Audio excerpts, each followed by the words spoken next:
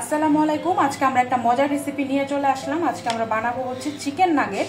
তো চিকেন নাগেটের জন্য আমরা এখানে পাউরুটির স্লাইস নিয়ে নিয়েছি। আমি এটার সাইডগুলো, যে ব্রাউন সাইডগুলো আছে, এগুলো কেটে নিব সবগুলো পাউরুটির।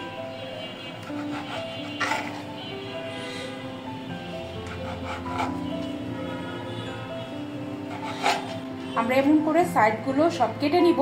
আমরা এরকম করে 4 থেকে 5 স্লাইস পাউরুটির টুকরা নিয়ে নিব। আচ্ছা, এখানে আমি পানি নিয়ে নিয়েছি। তো আমি পাউরুটির স্লাইসগুলা পানির মধ্যে এক এক করে ভিজাই নিব। এটা বেশিক্ষণ রাখবেন না, একদম অল্প, এবং এটা খুব ভালো মতো এইভাবে চিপে নিতে হবে। প্রত্যেকটা স্লাইস চিপে আমি উঠাই নিব, এবং এটা সাথে সাথে উঠাই ফেলতে হবে। এখানে আমরা প্রায় 700 থেকে 800 গ্রামের মতো চিকেন কিমা নিয়ে নিয়েছি। এখানে একদম চিকেনের যে ব্রেস্ট পিস, যেটা ওইখানে কোনো হাড় নেওয়া যাবে না। তো আমি পুরা চিকেনের এখানে 800 গ্রামের মতো ব্রেস্ট পিস আছে। তো আমি এটার সঙ্গে যে পাউরুটিটা চিপে রেখেছিলাম, আমি এই পাউরুটিটা এখানে দিয়ে দিব। আমি এখানে আদা এবং রসুন একসাথে বেটে নিয়েছি, এটা 1 টেবিল চামচের মতো দিয়ে দিলাম।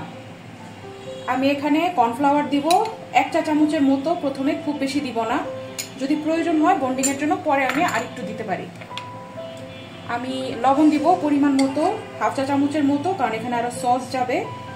লবণটা টেস্ট করে পরে বাকিটা আরো মিক্স করব। আমি সয়া সস দিয়ে দিব। এখানে সয়া সস 1 টেবিল চামচের মতো আছে, আমি পুরোটা দিয়ে দিলাম। আর আমি এখানে একটু মাস্টার্ড পেস্ট নিয়েছি, বা আপনারা চাইলে কাসুন্দিও ব্যবহার করতে পারেন। তো এটা আমি দিয়ে দিব, এটা অপশনাল, আপনারা চাইলে এটা স্কিপ করতে পারেন, কিন্তু এটা দিলে টেস্টটা খুব ভালো আসে। আমি এখানে দিয়ে দিব টমেটো কেচাপ, এটা দিয়ে দিব 1.5 চা চামচের মতো। আমি খুব ভালো মতো একসাথে সবকিছু মেখে নিব।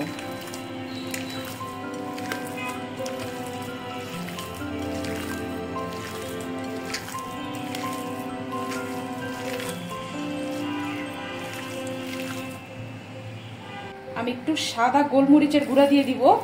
আর আমার কাছে মনে হচ্ছে যে আরেকটু কর্নফ্লাওয়ার লাগবে। হ্যাঁ, তো আমি আরেকটু কর্নফ্লাওয়ার দিয়ে দিব।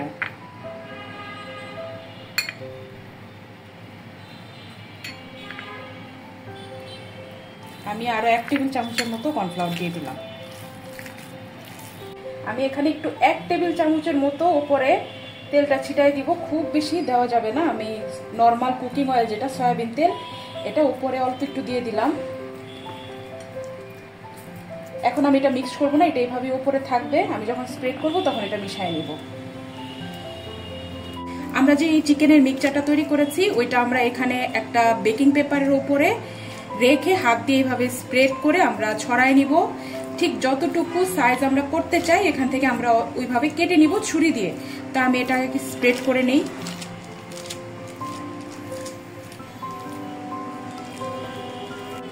আমরা এরকম একটা স্প্যাচুলা দিয়ে আপনারা খুব সুন্দর করে এটার সাইড এবং উপরটা সমানভাবে সমান করে নেবেন। পুরা যেই ডোটা আছে বা যেই মিক্সচারটা আছে নাগেটের, এটা পুরাটা এরকম করে সমান করে নিব আমরা,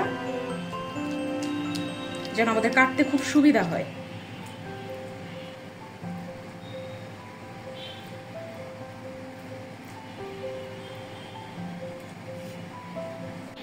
আমরা এরকম একটা ছুরির সাহায্যে খুব সুন্দর করে আপনার কেটে নেবেন। যেহেতু নিচে বেকিং পেপার দেয়া আছে, এটা কিন্তু উঠাইতে খুব একটা অসুবিধা হবে না।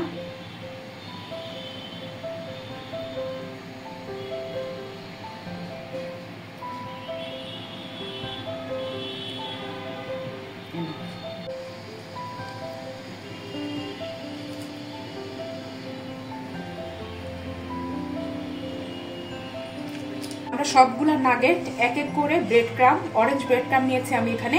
তা আমি এভাবে কোট করে নিব। এভাবে কোট করলে আপনাদের নাগেটটা রেডি হয়ে যাবে। আপনারা চাইলে এভাবে ফ্রিজের মধ্যে রেখেও দিতে পারেন সংরক্ষণের জন্য, অথবা সাথে সাথে ভেজেও ফেলতে পারেন। ভেজে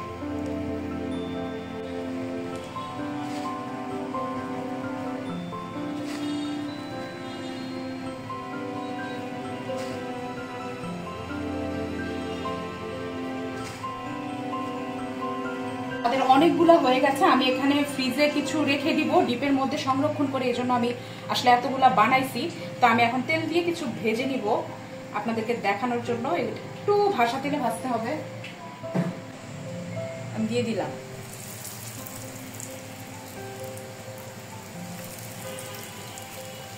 এটা খুব অল্প আছে, যেহেতু চিকেনটা কাঁচা আছে, আমরা প্রথমে অল্প আছে হালকা করে ভাজবো।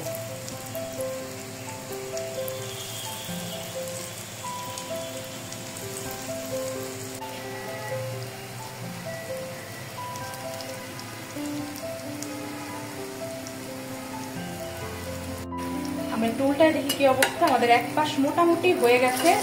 আমরা এখন এভাবে উল্টে আরেক পাশ খুব সুন্দর করে ভেজে নিব।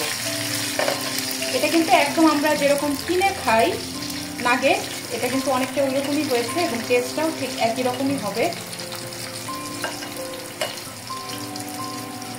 আর এটা হতে কিন্তু বেশি সময় লাগে না।